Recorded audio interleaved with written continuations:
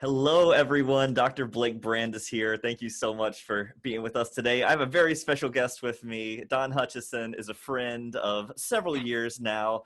We initially met through an amazing podcast that he does all about discovering your talent and figuring out what is the thing that you are great at in life and how to get better at it and how to use it to help people. And so we've had a number of great conversations over the years, and recently Don put together a really innovative program to help high school students figure out what they want to do with their lives. And as we were talking about the program, I was really excited because I could see all the different ways it could help high school students, especially in this moment of such great uncertainty for the future. And so I thought, you know what, Don, let's just hop on together. So I want to give you a tiny bit of background about Don's amazing accomplishments. He is a lifelong entrepreneur, innovator, author, and coach. Don hosts the international podcast Discover Your Talent, Do What You Love, and recently launched the Discover Your Talent program for students to help high school students find their inborn talents and abilities and use them to make the best decisions about college or other educational opportunities and future career possibilities. Don has never had a boss and created 6 innovative companies in advertising, publishing, coaching, and career planning over the last 45 years. He co-authored Don't Waste Your Talent, the 8 critical steps to discovering what you do best, and The Lemming Conspiracy, how to redirect your life from stress to balance. And if there was ever a time we needed our lives redirected from stress to balance, I think it is now. Don, thank you so much for joining me today. Blake, it is so good to be with you, my friend. It's been great getting to know you these last few years, and I'm just delighted that we can chat and collaborate on these very important issues. You know, I think I've got to rewrite my bio because I did have a boss. For 3 years, I was in the U.S. Army. Oh, well, that's a big boss. Big boss.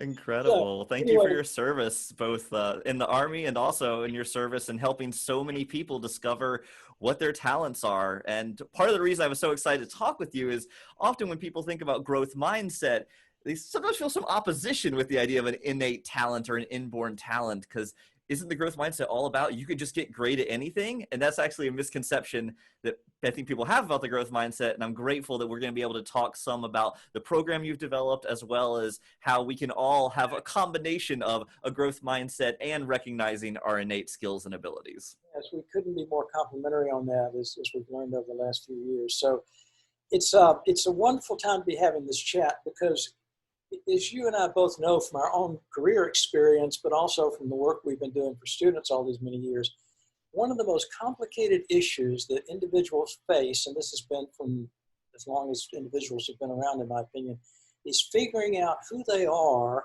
and figuring out a path that allows them to use every aspect of themselves to develop an education and career plan. And it's even gotten more complex over the years. And so what you're doing and what we're doing gives students and parents a chance to sort of break apart the complexity of that problem with some actionable, doable steps and processes.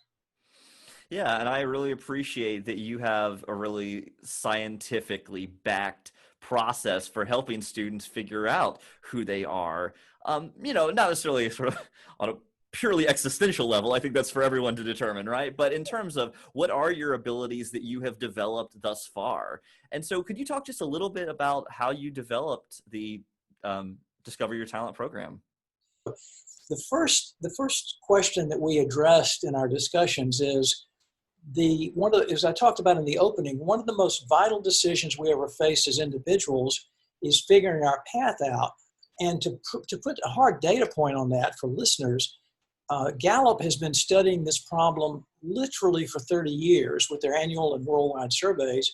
And as you know from being a guest on the show, the data, in case people are wondering how really impactful this is that 84% of people around the world, 67% of people in this country, when they answer these in-depth surveys across continuums of organizations and people, they're not using their talents. So it's just sort of a testimony to the fact that the problem is every bit as complex as we think it is. And of course, what you and I are going to be doing today is talking about ways to demystify that and break it into bite-sized chunks so people don't fall into those high statistics and they can get in their sweet spots and do work that they love. Absolutely. And, part of the thing I'm so passionate about is helping people live lives that are really fulfilling. And one of the most impactful things that you can do is figure out what you're doing day to day, because your lived experience is what creates your life. And that may seem a little obvious, but I don't think it is for many of us, because often it's like, oh, well, I'm my job title, right? Or, oh, I work in this industry, or I do this thing. But it's like, what are the day-to-day tasks that you do, and how competent and confident do you feel in your ability to do those tasks? And I know for me, whenever I've been working at jobs where I haven't felt totally competent or confident, and I haven't felt like I necessarily had the time or the resources to develop those skills further, I felt really stressed out and, and doubted myself. And I think that's one of the important distinctions here, is that figuring out what you're great at is really important, because if you're in your zone of genius, not only do you feel better and more fulfilled, but the work you do will be more impactful. And so I think it is important to have the combination of those two things. Exactly. So why is it so difficult to create lives of success, satisfaction, and freedom? In the study of this, and I began studying this, as you know, back in 1990 with a brilliant psychologist and a team of professionals. And it became clear in the study of this that one of the reasons we have a hard time finding a path of our own is because we live in systems. And systems, as you well know, being a scholar, are just our families are systems, our schools, our churches and synagogues and mosques are systems, our organizations are systems, and they're the structure that society functions in. And that keeps society going in so many ways. The only downside of systems is they don't know Blake. They don't know Don. They don't know what's inside of your heart and soul and mind and what you really want to do. So if you fall into the system and you follow the rules, like my partner back then went to a great private school in Atlanta, and he aced his SATs, and he got accepted to Princeton. Well, guess where he went to school? Princeton. Why? Because you don't turn Princeton down. Well, he finds out, it was fine. He had a good experience there, but you have to we get so caught in the matrix of the system. Again, just systems are just non-human entities that just give us structure to our lives, that it's just hard to break out of that and think on our own. And that's what we have to do. Yeah, and systems can create incredible inequality and inequities in society as well. Yeah. So obviously, so many of the conversations that we're having in our nation right now revolve around the power of systems, not only to shape and mold our choices, but really to limit the kind of things that are possible, or make them extremely difficult. You know, I'm a big believer that so many things are possible when people join together, when they ask for help, when they get support. But one of the things I appreciate so much about your work in the Lemming Conspiracy is this idea that it's really easy to not notice the systems because we're so much a part of them, right? Like it's the classic example of David Foster Wallace saying, you know, a fish turns to another fish and says, "This is water," and the fish goes, "What's water?" We don't even see it around us. Exactly. So yes, it's you have to have, first of all, you have to know this concept. You have to know you're in that system, in that matrix, and know that you have all the choices in the world. The answers are all, you're born with the answers inside of you, as you know. But in order to think on your own, you have to understand the power of systems and their positive impact. But then you have to know that you have to get outside the system, think for yourself, and create a strategy and vision and action steps to move your career and life forward. Absolutely. And, you know, one of the interesting things that we did in preparation for this conversation today was we got on Facebook and we asked people, what is something that you wish you had known when you graduated from high school? And it's interesting thinking about the kind of things that the system, like the school system, teaches, right? And the kind of things that people think are really important.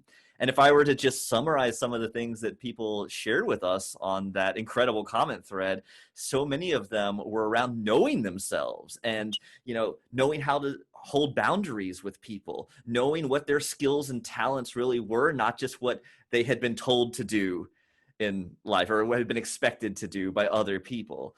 They also mentioned personal finance was a really important thing that they wish they had known more about, and investing early on in life, and vulnerability. And I think one of the most important pieces of vulnerability is the willingness to say, I don't know, and I want to find out.